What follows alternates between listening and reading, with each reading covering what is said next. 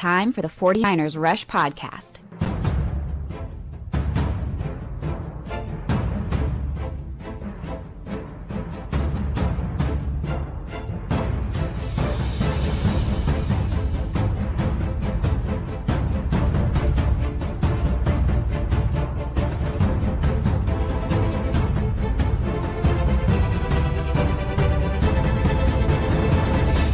And here's your host, John Chapman.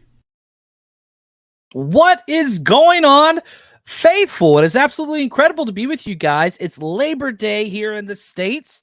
And man, what a great time to talk 49ers football. Got a great show planned, a little too in depth, went down a couple rabbit holes, going to share everything that I got. We got some questions from the audience. But I think if you listen to our last episode, I wanted to do a full show focused on positives and really, really good things that are going on and things to be excited about for the 49ers. And I think there are a lot of those. And we're going to share some new things that have come to development. Practice today, the bonus practice that the 49ers had today. We get some more good news. However, it's sad I have to put this disclaimer up there, but I'm going to be honest with you. I put on my calendar. I'm not going to take part in the Bosa speculation. I'm staying away until today. I had on there, I think they're going to get it together. I think cooler heads will prevail, that they'll do what's best for the organization and the team, talking about both sides. That has not happened. So my calendar told me I finally get to talk about the Bosa thing because, again, I don't like putting negative stuff out there. I really don't. I do believe in criticism, and I'm going to be critical today. So the second part of the show, I'm just telling you, we're going to dive into the Bosa thing. We've got the poll up on the YouTube, the live feed. What do you think is going to happen with this Bosa situation week one? And I'm going to dive in to worst possible situation, most probable situation, the financials, all those different things. We're going to try to add some context to it and have a legitimate adult conversation about a very difficult topic. Then after that, we're going to get into some salary cap issues, which I think do have to kind of play into this whole Bosa thing. But let's start off with the amazing people that are with us today live. And whether you're listening to this later, this is episode 946 of the 49ers Rush podcast, which is awesome. And I love all the hashtag CCs. What's up, Dave? How we doing? Countdown Crew Royce.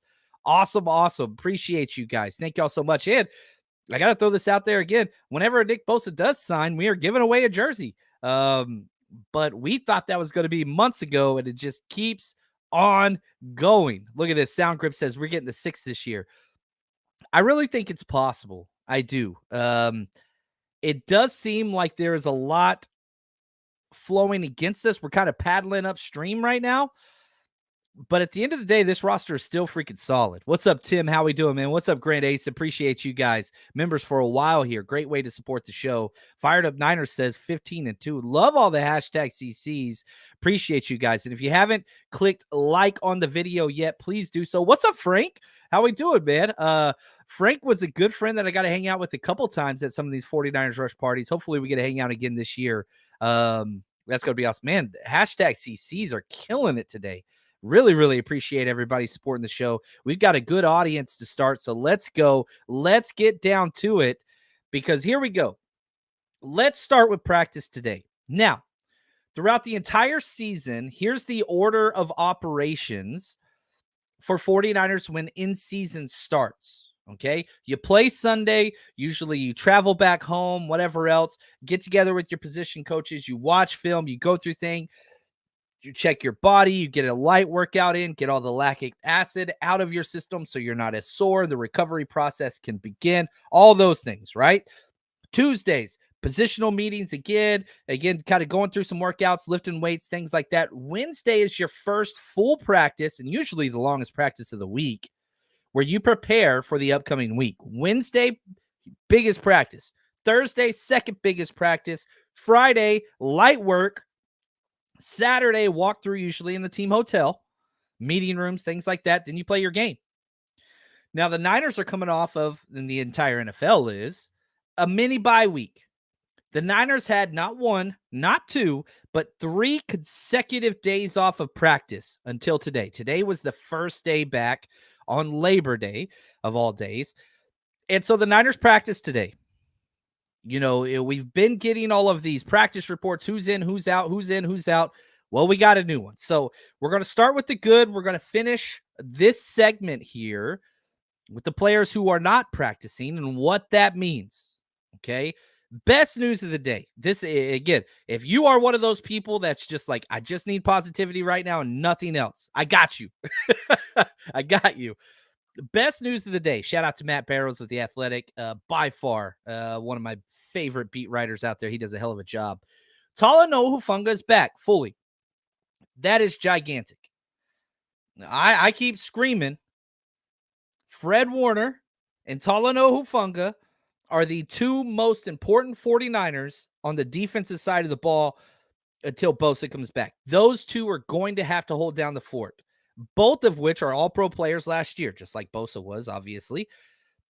And to be more fitting, you look at what they did in the preseason and training camp, it matches that. So to get Hufanga out there, you used a little bit of precautionary time off, take some time off with that knee issue that he has with the, I don't even like getting into the terms because it's gross, but the fluid behind his knee and whatever else. And yeah, having Talanoa Hufanga out there is gigantic, especially this week. I'm wearing my Hufanga jersey to the game out of Pittsburgh. I'm so excited about that. Dre Greenlaw. This is just a John Chapman re-energizing players coming back. Dre Greenlaw is my favorite player on the team. Number 5'7". He's incredible. He's been going through stuff. He had the thumb surgery for minicamp, missed a lot of that. Had some issues with the hamstring, I think it was, during training camp and all that stuff, and just slowly bringing him back. He's back now. And that's huge because if we look at these 2 players, okay, the safety and the number 2 linebacker, the guys that are their partners in crime, not getting to practice today. There was no Tayshaun Gibson at practice. None. I was expecting him to be back. He was out almost the entire training camp, the entire preseason, which he's a vet. So it's difficult to kind of gauge what that looks like when those types of players miss, because is he just getting the vet treatment? Turns out no. Now, also, let me just add this in there. As I went through the weekly practice, Wednesday is the gigantic day. So technically the Niners could still be in kind of precautionary stage, right? You got a couple starters back. That's great. But let me just go through real quick a list of the players who did not practice today. Then I'm going to go through in a little bit more detail with each one of them. No George Kittle, no Tayshaun Gibson, no Jordan Mason, no Oren Burks, no Ray McLeod. That's 5 guys out. Okay. Now, of those 5, George Kittle's the most important. No doubt about that. Like, it's George Kittle, then everybody else. It's a whole nother thing. Why is George Kittle so important? George Kittle changes the run game, the pass game, everything. He stresses the linebackers, which is the number 1 matchup that the 49ers have in their favor, is the 49ers offense versus the Steelers defense and their linebackers. That is the quote unquote weakness of their defense. And if you pull Kittle out of that, those linebackers now just get just relax a little bit. You still got to mess with CMC, still got to mess with Debo, still got to mess with Kyle Juszczyk, but Kittle changes it all. He is the final piece. So damn important. And so, my thing has been, Kittle's the one that I was watching, that I was just kind of scared of, might not be active. Wednesday's key. But remember, you go back to the 53-man roster, we kept 4 tight ends. Kittle, Charlie Warner, Roz Duct Tape Dwelly, and then the rookie Braden Willis. Then we added another veteran tight end, Troy Fumagalli, to the practice squad. Would not shock me in the least if you healthy scratch Braden Willis, elevate Troy Fumagalli, and you've got not 1, not 2, but 3 veteran tight ends to kind of take up that slack for Kittle. So Kittle watch is in full effect. I know everybody's talking about Bosa. We're going to do that. We're going to talk Bosa talk. But as far as practice reports go, the first name I'm looking for every damn day, George Kittle. Now, can he miss Wednesday and still play? Yes. Can he miss Thursday and still play? Yes. Can he miss Friday and still miss? In the season, yes. I don't think so week 1. If it was a divisional game, maybe. It's not. It's an out-of-conference game, right? So whenever you're looking at tiebreakers and all that stuff, the game gets pushed down considerably. But George Kittle watch, that's a big deal. Well, look at Grant Ace. What's up, Ace? Says Kittle was Brock's favorite target last season. Kittle had 11 touchdowns, career high, double digits for the first time. 7 of those touchdown receptions came from Brock Purdy whenever he took over from Miami and beyond. 7. Kittle was unbelievable the last 4 games of the season. 2 touchdowns, 1 touchdown. He went off. And so it started to click. That CMC Kittle kind of triangle. Whew.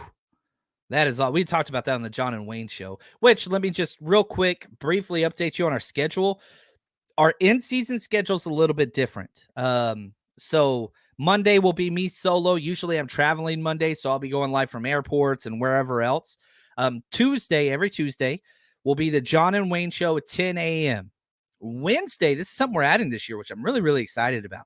Shout out to Steph, man. She's one of my favorite people. Steph Sanchez. She's one of my favorite people I've got to know a little bit through this podcasting thing. Again, this is episode 946, right? Like all the events, and she is incredible. Amazing human being. So Wednesday morning, bright and early, 8 a.m. Pacific Standard Time. This is the only time we can work it out. It's going to be Steph, me, and Wayne Breezy, which is awesome. Thursday will be our kind of scouting report show. Travel usually on Fridays. We'll get something out on Friday, but we'll be traveling, and like this Friday, balling on a budget. I'm flying Southwest from flying out of Oakland, land in Pittsburgh, but my flight leaves at like 7 a.m. and I get in at like 7 p.m. Just because, again, I'm trying to save as much money traveling as possible. I don't mind spending money on traveling, but I like to spend money on giveaways and, alcohol for my friends and things like that. So anyway, well, that's what it is. So scheduling wise, every Tuesday, John and Wayne show 10 a.m. Wednesday, bright and early, 8 a.m. We're going to start the day off right. And if you're downloading this podcast or whatever, then it's just going to come across your, Spotify feed or Apple Podcast feed. Very similar to what that is. Oh, no. Grant, I messed it up. I'm just going to call you GA. He said, reverted back to bad pronunciation. All good. See you in Pittsburgh. I'm sorry, brother. You can take me out of Texas, but the Texas can't come out of me. It's just what it is. Yeah, the Steph shout out. She's incredible. 49 Carats. If you haven't listened to her show, go do so. 49 Carats with a K. She's the best. You're not going to find a better human. That's just what it is. And so, yeah, and if you don't get the updates, man, hit the notification bell on YouTube. That is the easiest way to help the show grow. It's this simple. If you haven't already, go ahead and click that subscribe button. And right next to that subscribe button is the bell. Once you click on that, click all. That way, anytime we go live, you will get notified and you will be able to enter into all of the giveaways that we do for Countdown Crew. And to be honest with you, it is by far the best way to support our channel. Thank you. Hit that subscribe button, turn on all notifications. Now, let's get back to these practice reports, okay? So George Kittle's huge. That I would not be shocked at all if Charlie Warner was our starting tight end with Roz Dwelly filtered through there and a little bit of Fumagalli. Wouldn't be shocked at all. Not what I want. Not what I'm wanting. Yeah, right here. Charlie says, John thought Tommy was talking about different. I was. I apologize for that. If I missed it, that's on me, and I apologize. Now, another player that's out that I think is huge, and that's Tayshaun Gibson. We talked about getting Huff back, and this is why having Huff back is such a big damn deal, because he might be next to somebody new. Odom practiced this week for his first time not in a blue contact jersey. You've still got Jair Brown, the rookie. Like, who's going to be the starting safety? I don't think the Niners want Odom to be the starting guy. I think Jair Brown would start over him personally, which is crazy week 1. To be 1,000% honest, if I knew Tayshaun Gibson was out, and I don't think the Niners would do this. I would much rather prefer Quantrez Knight being elevated and being that guy over the rookie Jair Brown. That's just my own personal thing. I would prefer that over George Odom by a mile. Don't know what the Niners are going to do. Usually don't like trusting rookies. So my question to you, and I want to throw this up in the chat. I want to see what you guys are going to say. Let's just say hypothetically, Tayshaun Gibson can't go. Who do you want starting that safety spot opposite next to Talanoa Hufanga? You want Jair Brown, the rookie? Do you want George Odom, the vet? But good gosh, about as bad safety play as you can get last year. Or would you rather elevate Quantrez Knight? Curious to see kind of how you're going to. I can't put another poll up. You can only do one on YouTube, sadly. We'll share the results of that poll here a little bit on. Shot J says Knight. Yeah. Personally, I think that's the safest bet because he knows the system. He's been in the system. He would limit the biggest plays, might not have the huge splash plays. If you're going for splash plays, Brown's the guy. What's up, Dan? How you doing, man? So yeah, we'll see there. Right here, Ed says no rookie for sure. You're right, John. Not that, and Jair Brown's look good, but if you look at that last preseason game, which we broke down, if you want to go watch that, it's up on the 49ersrush.com, and it's up on our Patreon page. Jair Brown gives up big plays in the run game. He's just not there yet. We want Brown, Q Knight, Q. Ooh. Look at this. Once upon a reset. A little bit of Fumagalli. Sounds like something you might catch at Burning Man. That is a quality comment. Hopefully they're all right. I care about all people. I am not going to lie. Sometimes it is somewhat comical, but I don't want anybody to be injured. I don't know. Whatever. Take that for what you want. Let's see here. As these keep coming out, Logan, I like this. If you don't trust Jair Brown to start week 1, I don't trust any rookie ever. And that's a Kyle Shanahan syndrome that I've caught. I've caught. I just don't trust rookies early. I just don't do that. I just don't. I want them to learn and slowly ease into the process. Not saying I don't want Jair Brown to get snaps. This is his first NFL game. You want to put that cat out there against Freiermuth and Najee Harris, George Pickens? Not saying I don't want him to get reps. I don't want him starting. That I don't want one rookie to start, period. And that would be my MO for almost every single game. Like that their rookie year, I don't want a rookie starting week 1. Don't want it. Now, if it's somebody like a Bosa or, whatever, Mike McGlinchey, he started, he played well. Like, there's exceptions, but man, I don't know. He's looked good, but he's given up some big plays. And that's what I want to limit. That's what I want to limit. Yeah, right here, Knight put Brown in on some play. See how I love that. Sonia, what's up, man? I'm with you. Glock Purdy is reloaded. I do like that one. I do like that. So yeah, you can kind of see. I like what you guys got going. I like what you're saying there. So we'll see what happens. That's something to monitor. Tayshaun Gibson knows this defense very, very well. I'm not too worried about that. Next up is Oren Burks, not practicing. This is bad. The 3 linebackers have been Fred Warner, Dre Greenlaw, and the stud Azeez Al-Shire. He's gone now. Oren Burks was supposed to step into that. Now, he's not out there. That's not good. Who's the starting 3? I think they're going to put DFF out there. If training camp and preseason tells us anything, it's that Sam Backer, they don't trust the rookie. Not yet. And again, I really like Jalen Graham, and I'm so thankful that they kept him because he showed so many flashes.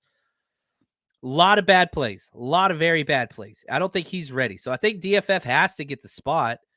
You're looking at the linebackers. D Winters, he plays Will. He didn't even play Sam, so he's not even entered into the equation. So it's DFF or it's Jalen Graham. I would prefer DFF, but I don't like it. I don't like it. I don't like it at all. That is a problem for me. And right here, Josh, yeah, he says, I hate DFF as a backer. I think he's so great in space, but the Sam Backer plays in the least amount of space by definition. And I don't like that. At the special teams, awesome. Shot J says, yeah, it'll always be DFF. On the upside, looked better last preseason game. He sure as heck did. He sure as heck did. Call up Coletto for linebacker. I'm with you, Dan. He never got any of those snaps, though. But, yeah, I have to do that. Have to do that. Yeah. So, let's see here. Now, trade DFF, not now. Good Lord. He's going to be starting this week if he doesn't come back. Just call up MMB. That would be the best situation. Yeah, that would make me the happiest, but he's gone on the Jets. We missed that chance. We missed it. That hurts. No Jordan Mason. Not too concerned there, to be honest with you. I love Jordan Mason more than most people. He's incredible. But now you've got Elijah Mitchell back. Obviously, CMC's full swing. Elijah Mitchell backing up. TDP as the backup behind that. Not too concerned. Like, that is a great 1, 2, 3. So I'm not rushing Jordan Mason back. He's going to have his time, but Jordan Mason is Elijah Mitchell with a bigger body. They're the exact same running styles. Exact same. He's just bigger. So it's kind of like, hey, we got Elijah Mitchell this week. Thumbs up. Break glass in case of emergency. That's TDP. We're cool with that. TDP is awesome. He's had a great camp.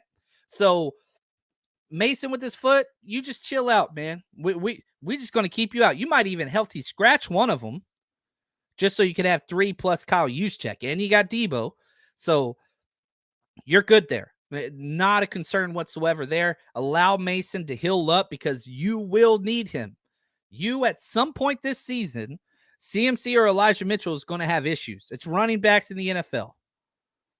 It's just what it is.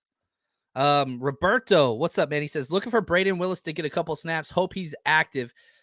I'm just going to be very honest and forthright, and I love Braden Willis. He got 0 snaps all of training camp and 0 snaps all of preseason with the ones. Never got 1 snap with him. So I think that he is going to be a special teamer only if he is active. Only. But, man, he was so consistent. And I'm sticking to my whole rookie everything. You know, I don't want rookies getting play time on offense or defense early. I don't want them getting the start, but I do want them to get eased in. So I'm with you, Roberto, but at the same time, I don't think it's going to happen yet. Maybe eventually. Yeah, right here, Josh, this hurts. No Kittle allows Mika Fitzpatrick to roam. Don't like that. Don't like that. I feel like it's like a Michael Scott gif. Nope, don't like that. Ed, he says, John, I can't wait to watch our running backs get going. It's going to be poetry in motion. I'm really excited about week 1, guys. I'm very excited. I drafted Christian McCaffrey number 1 overall in my big money fantasy league.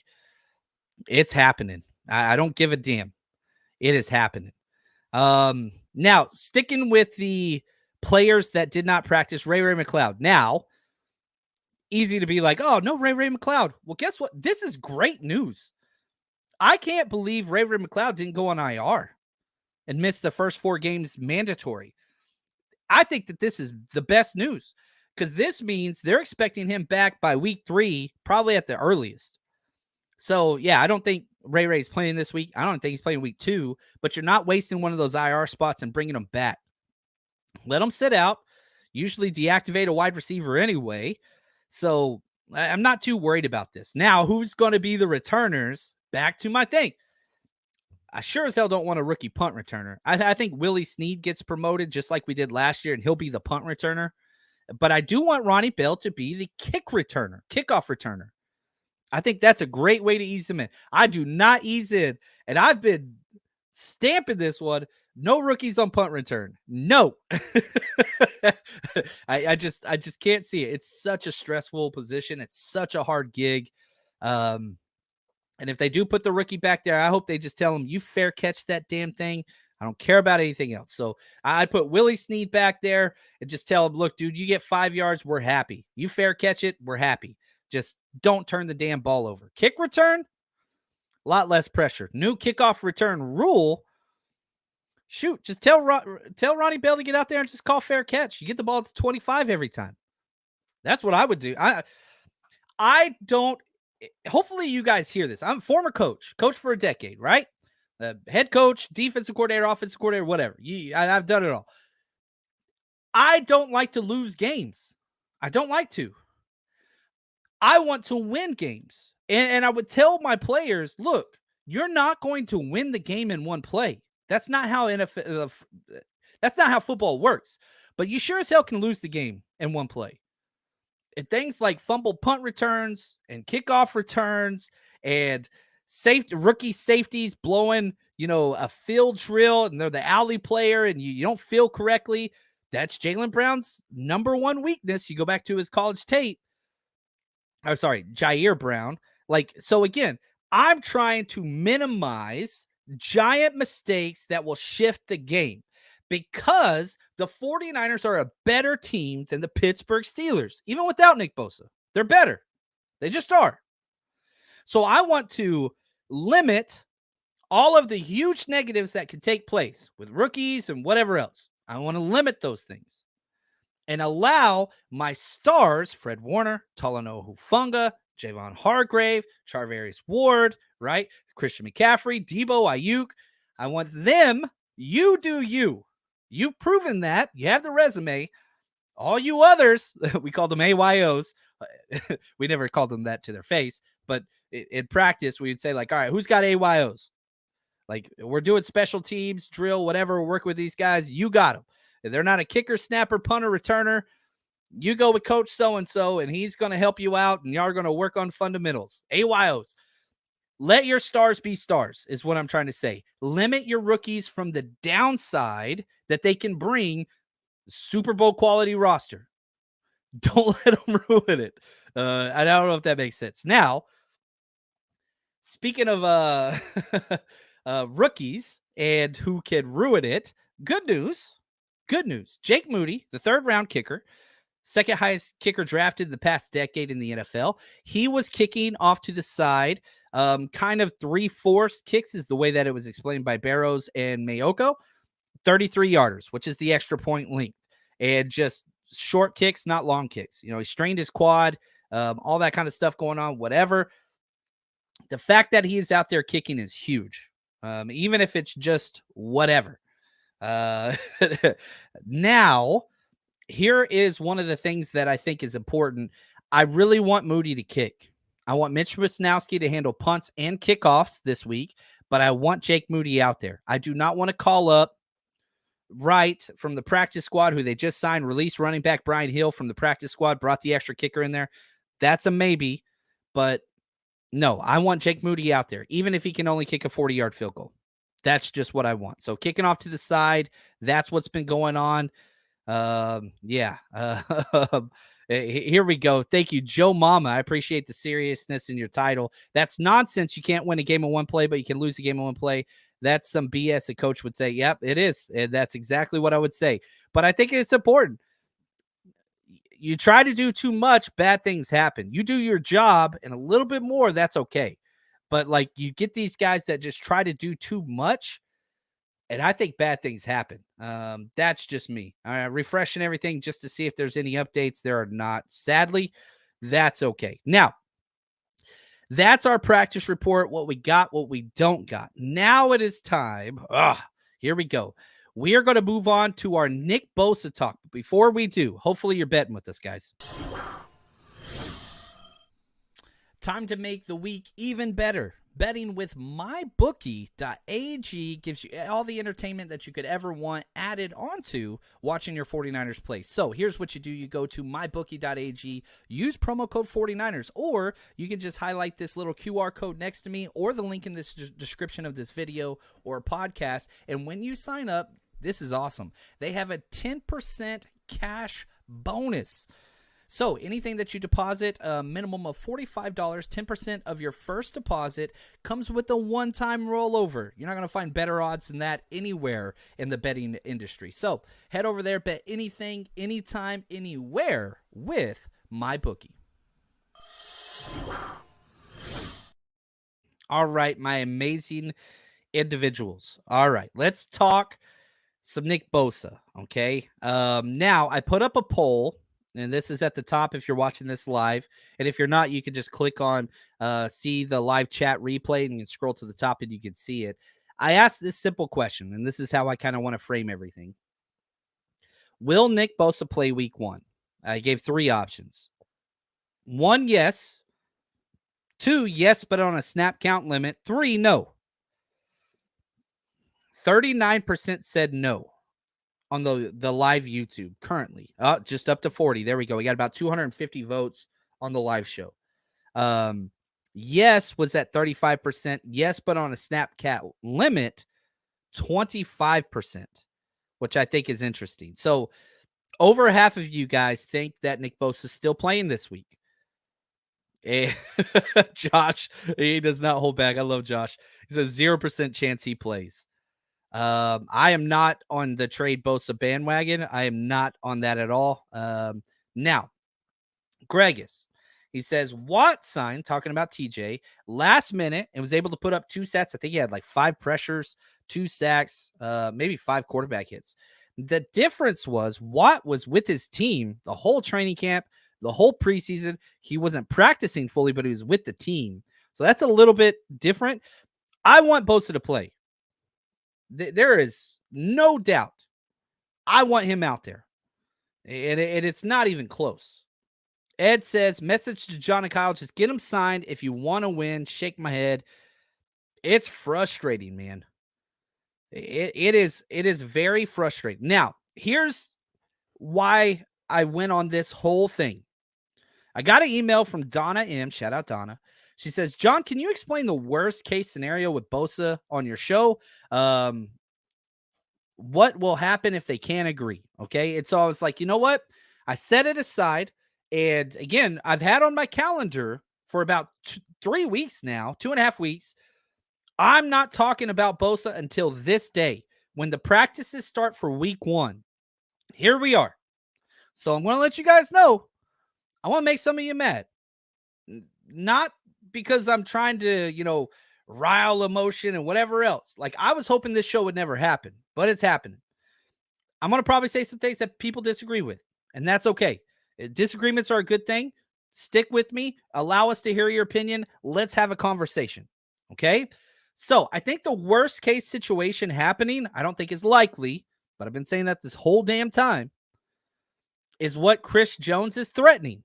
And it's not just Nick Bosa, and it's not just Chris Jones anymore. You have to add Brian Burns, the Carolina Panthers star pass rusher who was in the Bosa class as well. He is not showing up for practices. He's been at training camp. He's been at preseason.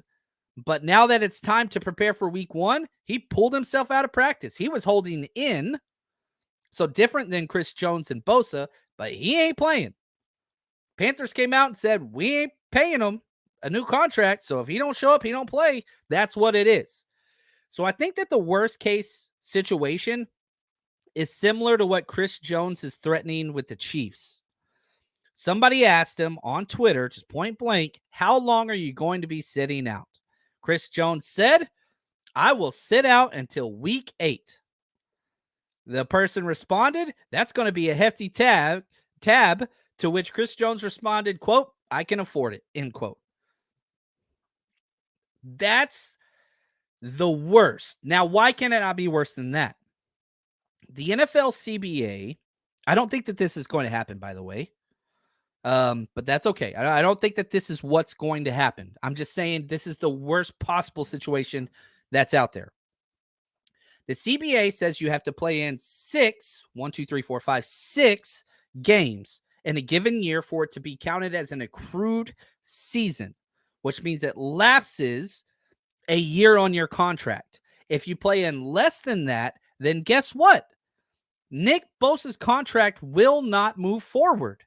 He will be in the exact same situation as this next year on his 5th-year option. Chris Jones will be in the exact same situation as his contract is this year. Brian Burns will be in the exact same contract situation as this year. Every CBA gets harsher and harsher on people that sit out. The NFL owners hate this more than anything, almost as much as the damn fans do, because it drives me up the damn wall. So you come back after week 8. How many, you missed the first 8 games, right? How many games are there in a season? 17. That gives you 9 games to play 6 games. So if you do get injured and you miss 2 or 3 weeks, you can still get that accrued season. That's why week 8 or after week 8, that's why they're circling. They're saying, look, I just got to play 6 games this year. If I play 6 games, my contract goes into the next year, whatever that looks like. Okay, so I think that's the worst case. We're going to jump into some more stuff here in a second. We got a super chat. What's up? TTV, thank you for your generosity and supporting the show. Love from Rhode Island. What's up, man? So upset I can't make Pittsburgh, but I will make a rush road trip next season. By the way, Bosa will take over Pittsburgh, baby. I love it, man. I love it. Shout out to Rhode Island. Thank you, TTV. Really appreciate you. Yeah, we're going to have a blast, man, Pittsburgh. I've been working nonstop, just getting everything ready. You know, we're taking over for the official 49ers invasion. We booked the largest facility we could find. And the official 49ers just announced their party from 10 to 2 at McFadden's, the same place we're going to be having it in Pittsburgh. So we're going to be there helping to support them and the community and the chapters and all that stuff. And then at 2 o'clock, the facility becomes ours, and then we throw our party. So we're extending the time of our huge party that we're throwing. The amount of people we have registered to come is absolutely off the wall, and I'm so excited. And so we're giving away a record number of giveaway stuffs, autographed jerseys, all kinds of, it's going to be incredible. So we had to essentially, we were planning for a 3.5 to 4 hour party. Now we're going 2 to 9. So we went from 3.5 to 4 hours to 7, which means more content, more trivia, more competitions. If you've never been to one of our parties, we always have a good time. Now, if you want to join us, just go to 49ersrushroadtrip.com. You can see all the details, get your tickets there and all that kind of stuff. And just let me say this. When we throw these parties, yes, it costs money for us to do so, to rent out venues. I'm not the 49ers. I don't have that budget that they have. I want to, but we are very far behind that now. So we do have to charge because, again, my bank account is not – I'm not negotiating with Bosa currently. I'll say it that way. But hopefully you get to come out with us. So we're going to be out at McFadden's from 2 to 9 p.m., college football on, giveaways, competitions, building the community, all those amazing things. The amount of giveaways, good gosh. Autographed jerseys, shirts, towels. Made a whole bunch of custom red towels for everybody to spin at the game, take on the terrible towel, all that stuff. And then we have our tailgate the next day, which this is going to probably sell out. With the numbers that we have right now, I want to make sure everybody has a great time, but we still do have some tickets available. 49ersrushroadtrip.com.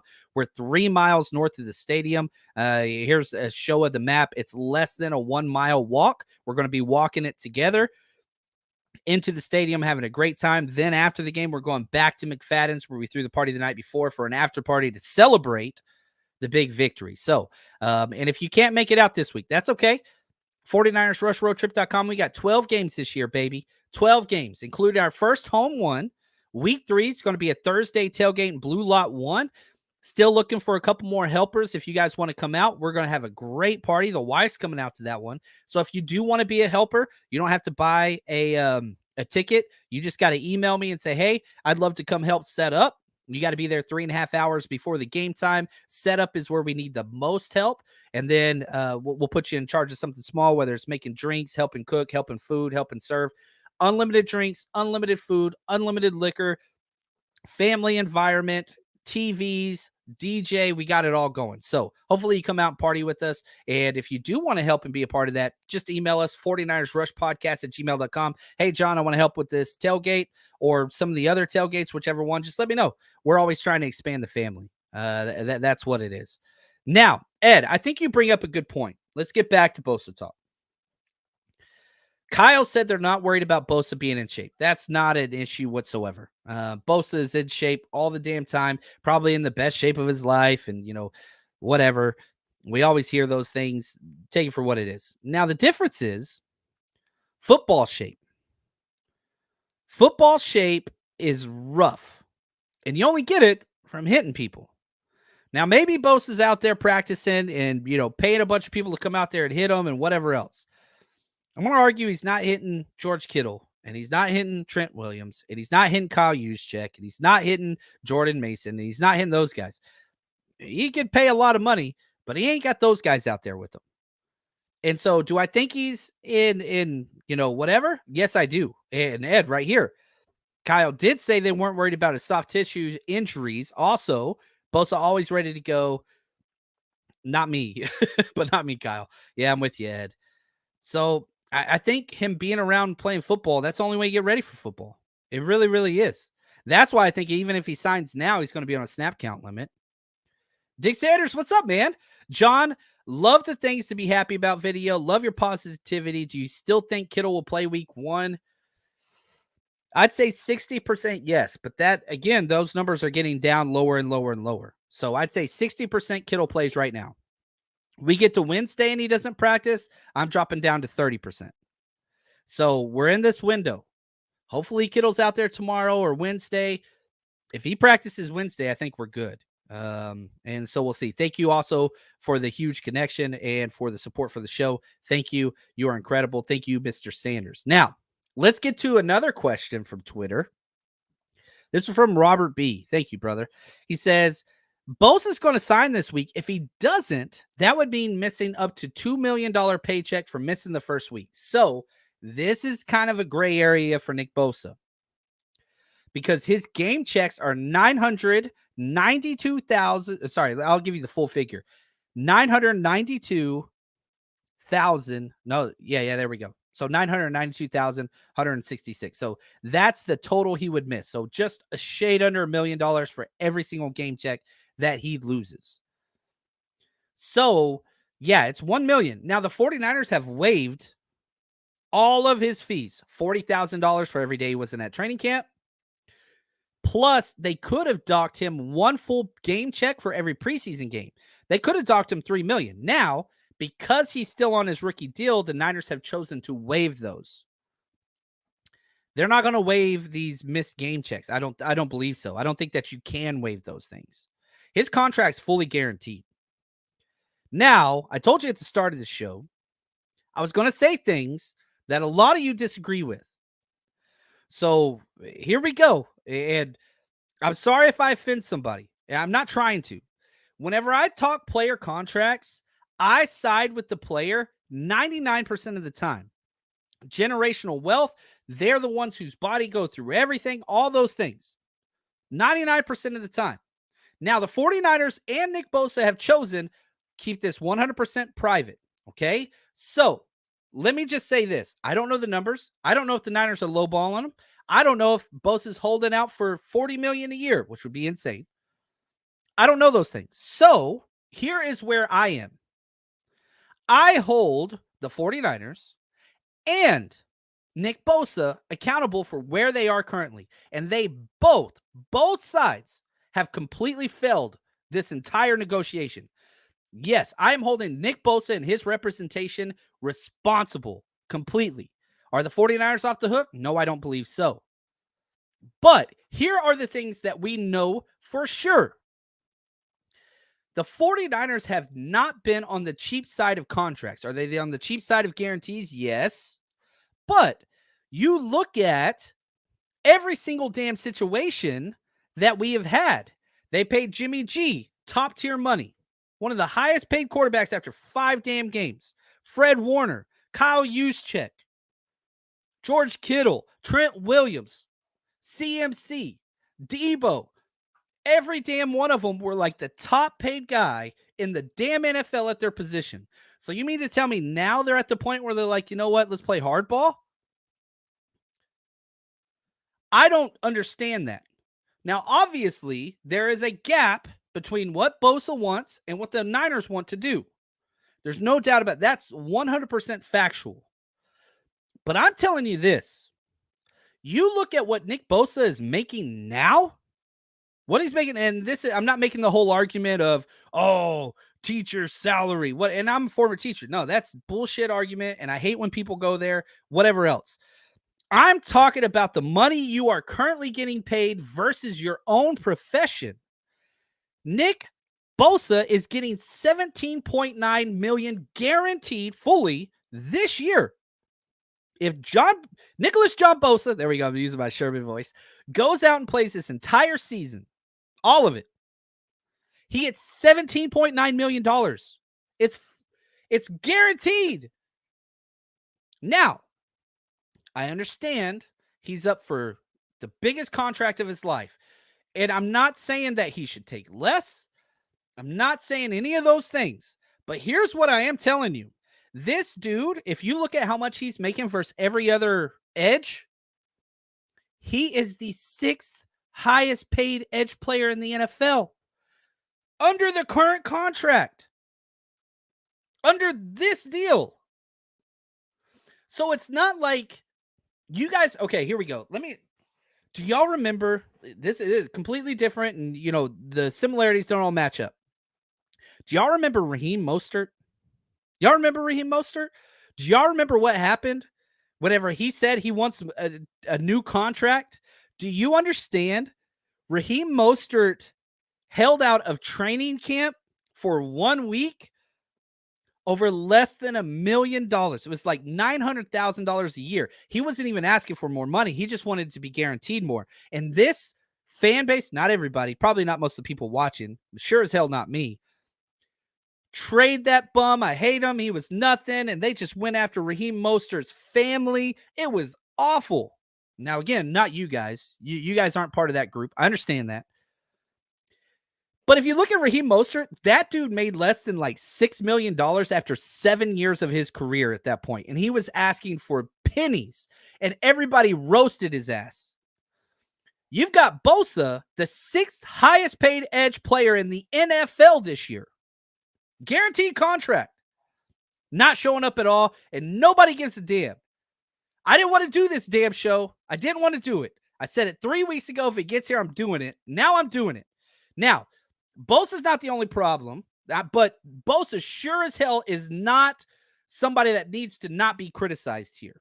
And I'm sorry if I'm pissing you off. I really, really am. I love you guys. I love this team. I love Nick Bosa. But that doesn't mean he should be apart from criticism.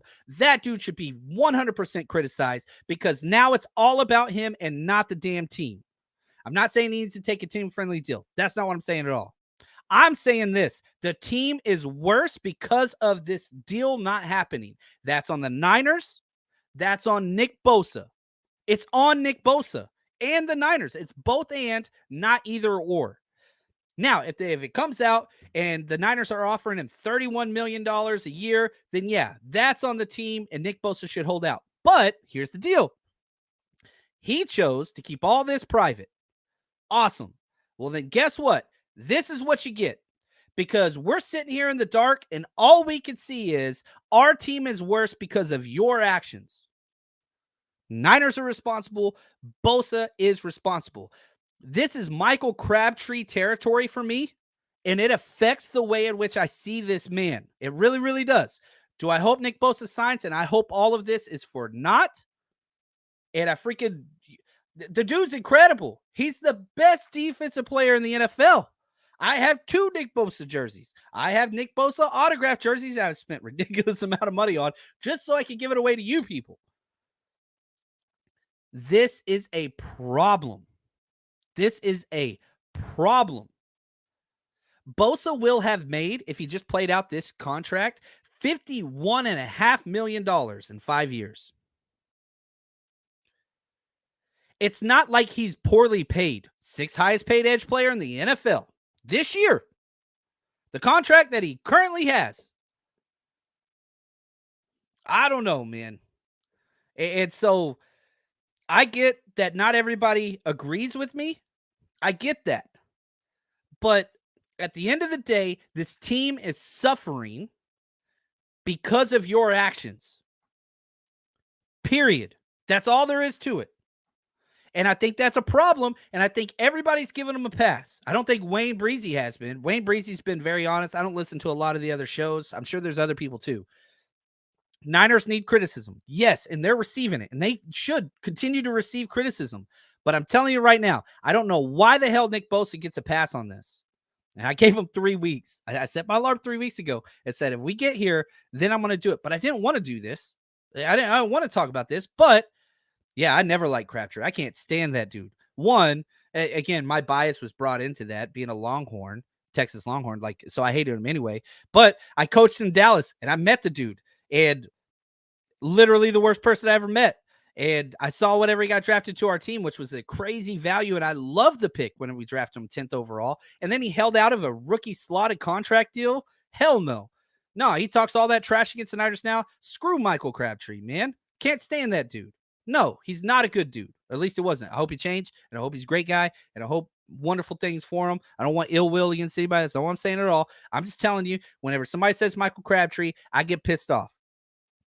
Just because I don't like you doesn't mean I want bad things to happen to you. Now, I love Nicholas John Bosa. I do. He's brought me so many happy memories in my short time of him being on my team. But damn it, this is your fault. It's your fault. It's yours. Fix it. At any point, you can fix it. And if it's not your fault, then guess what you do? You come out and you say, this is what they're offering me. That's all you got to do. Now, I understand they have a gentleman's agreement to say, oh, we're going to keep it private. I don't care.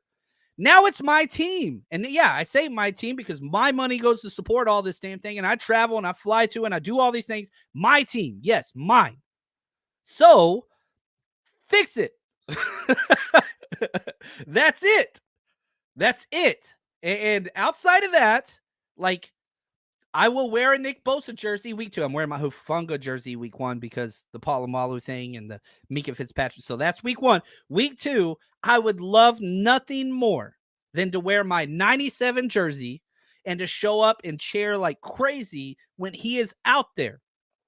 But we can't do that because you're not signed under a deal despite being the 6th highest paid edge in the NFL currently. All right. I apologize for that. I love Nick Bosa, man. I freaking love that dude. He's the best there is. He's the best there is. Just get in the damn team, man. Go be with the team. And if your deal ain't done, guess what? Report and play. 6th highest paid edge player in the NFL. Niners get the damn job done. I don't care what you got to do. There's no reason to not have this damn deal done. None. Your team is worse because of it. It's worse, and it shouldn't be. Now, if you like the show, sorry, we usually don't do stuff like that, but if you do like the show and if you want to support the show, guess what? This is the best way to do it. I am so excited to announce our new platform launched, the49ersrush.com.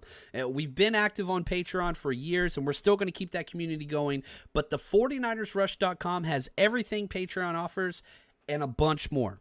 You want to watch player breakdowns? Guess what? You click that.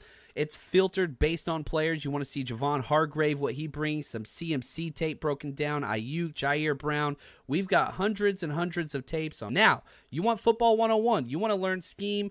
Guess what? We've got every single offensive, defensive, special team snap. Head over to the 49ersrush.com, sign up, join the community, and plus we got a 7-day free trial. So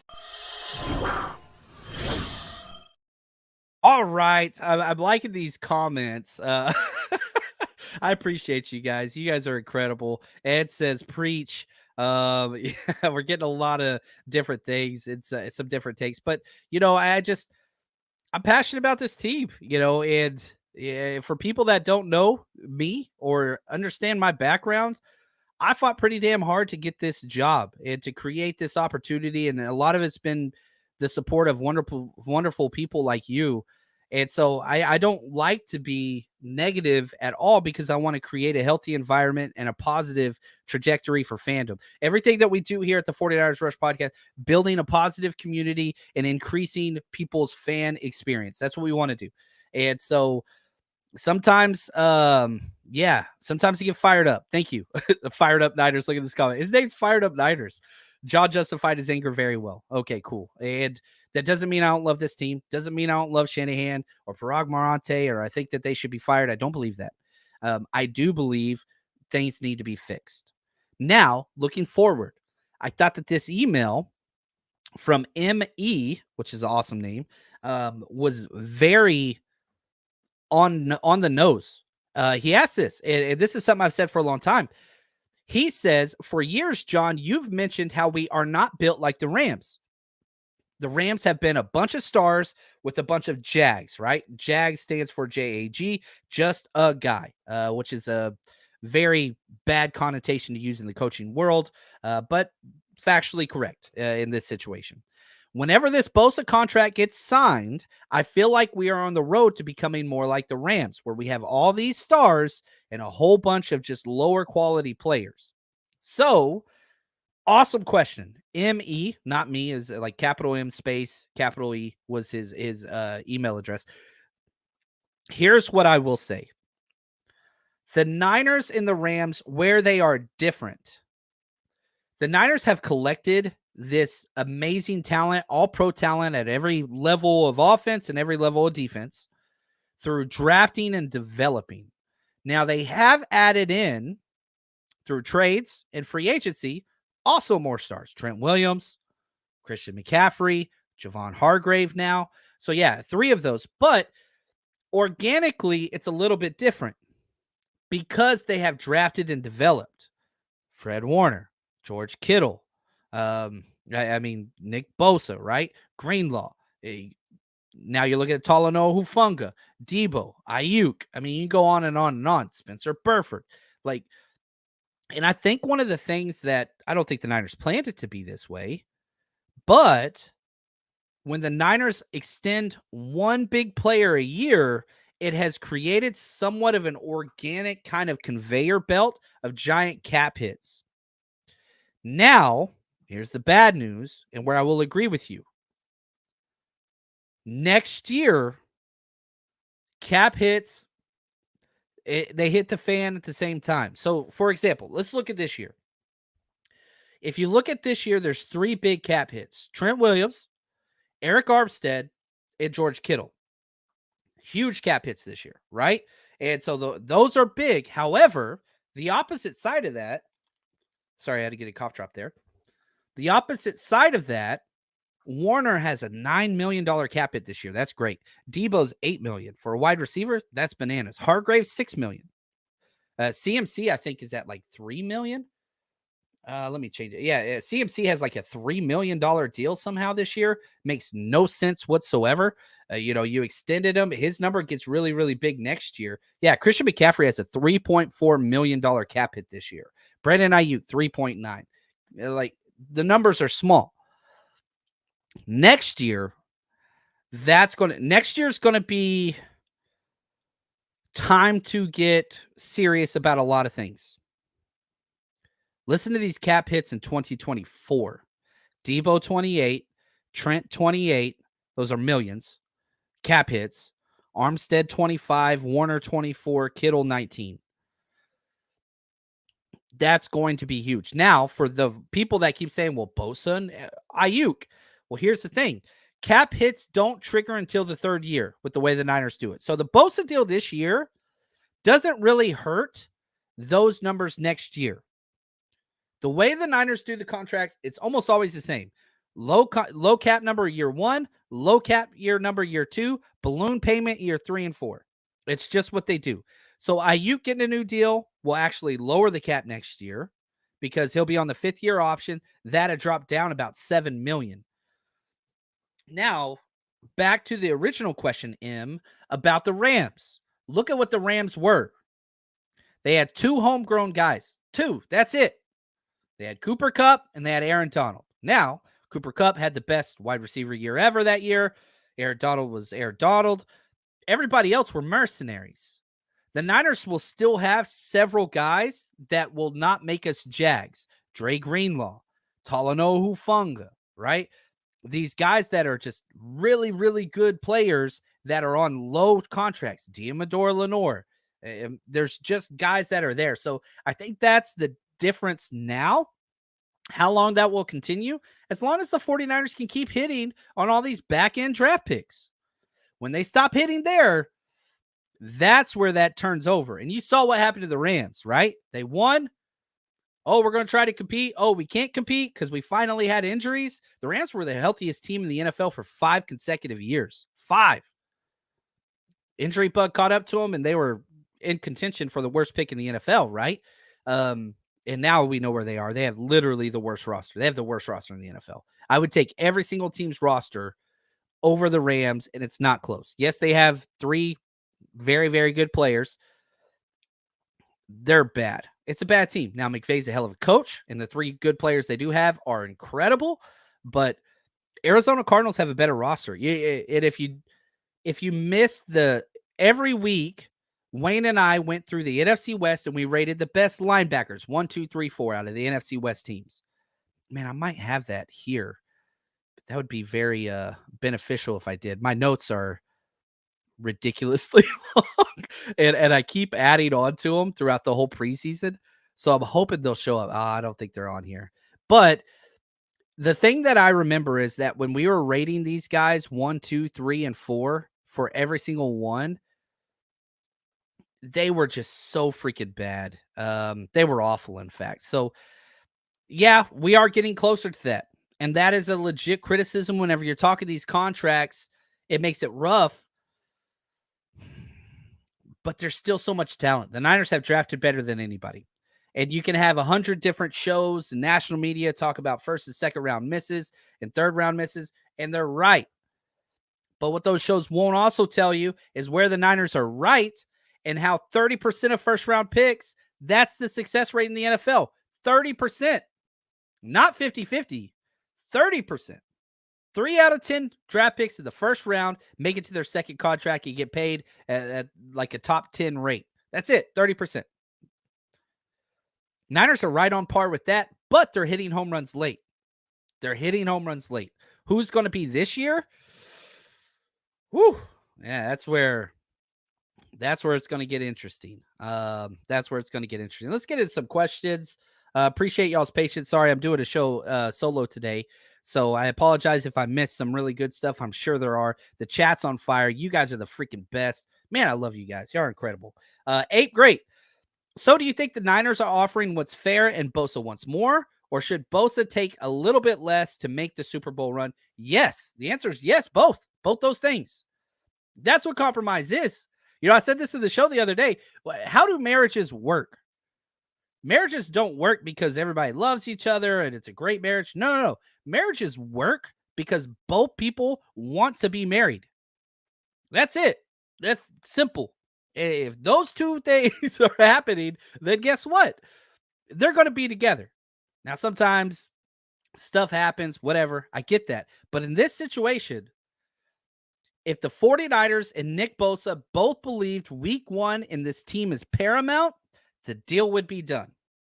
Now, who is shorting whom? I think I got the indirect object right there. That's a question we don't know. But I'm telling you, based on track record, do I think the Niners are offering, a ridiculous contract that's, has no face value? I do not. Why? Because Fred Warner, because Debo, because Kyle Juszczyk, because CMC, because Trent Williams, because Javon Hargrave. You see what I'm saying? Like, I can keep going. Why would they start to do that now? Now, do you have to fight for it? Yeah. And they're fighting. But now it's affecting the team. All the people that were pissed off about Debo, guess what? Showed up on time to camp. He was there at camp. Missed no time. Right here, Mr. Sanders. No reason to apologize, John. Bosa needs to respect the fans. Show up. I'm just saying, man. Yeah. Here we go. I like Frank. He says, as Al Bundy said, on the positive side, life is half over. You guys are great. The car gods. John, if we beat Pittsburgh by double digits without Bosa, he's gone. I don't think so. The only time to trade players is before the draft. If the Niners are serious about, the Super Bowl window, it's going to involve Nick Bosa at some point. Even if he does hold out and miss several games, which we outlined the consequences of that. No. Niners want to win. You got to have Nick Bosa. You can win week 1. I think the Niners could maybe go 4-0 without him. Do I think they will? I don't. But it's not out of the realm of possibility. Even without Nick Bosa, they're a better team than Pittsburgh. On the road makes it harder. Their great coaching staff makes it harder. But no, the Niners are better than Pittsburgh without Nick Bosa. I believe that. I really, really do. This roster is really damn good. Our coaching staff is really damn good. But yeah, I don't think Bosa. What are you going to do? You got to trade him for Brian Burns? You got to pay him. and Panthers are going to pay Bosa? Like, I don't know. I don't know what you get. I don't know. It's not happening. It's not happening. Right here, once upon the rest, every time Bosa hears that he's the sixth highest paid edge in the NFL, his ego goes and tells him it's an injustice and demands that he keeps holding out. Yeah, people listening to the agents, and I get that, but nah, we'll see here. We'll see what happens there. I want him out there, man.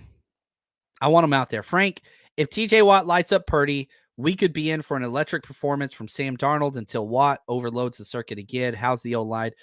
O-line's good. We have 4 out of 5 starters back. The one in question is Colton McKivitz at right tackle, who's better pass protection, has been his entire career than Mike McGlinchey. The problem with Colton McKivitz is his run blocking is not near as good. Pass pro, better. Now, not having Kittle there, that's going to be something to watch.